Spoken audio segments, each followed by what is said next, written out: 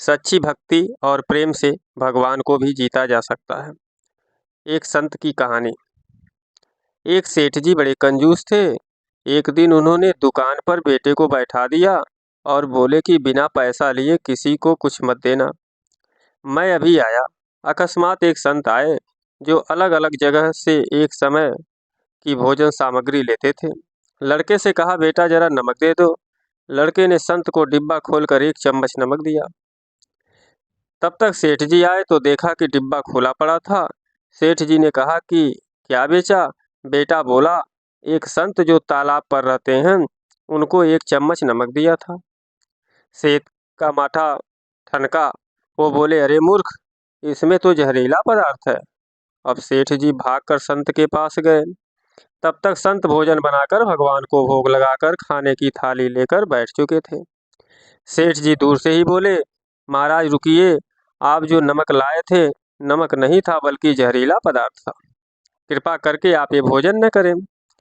संत जी बोले, भाई हम तो प्रसाद लेंगे ही, क्योंकि भगवान को भोग लगा दिया है।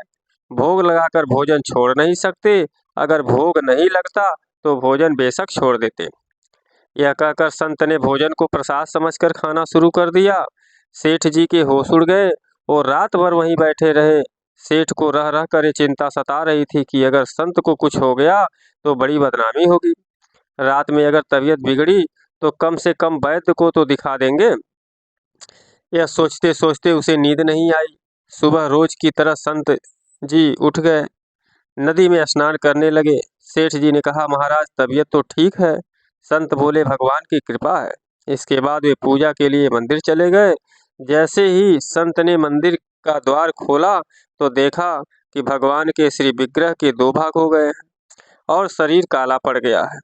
यह देखते ही सेठ को सब समझ आ गया कि भक्त के अटल विश्वास को देखकर भगवान ने भोजन का जहर भोग के रूप में स्वयं ग्रहण कर लिया और भक्त को प्रसाद ग्रहण कराया।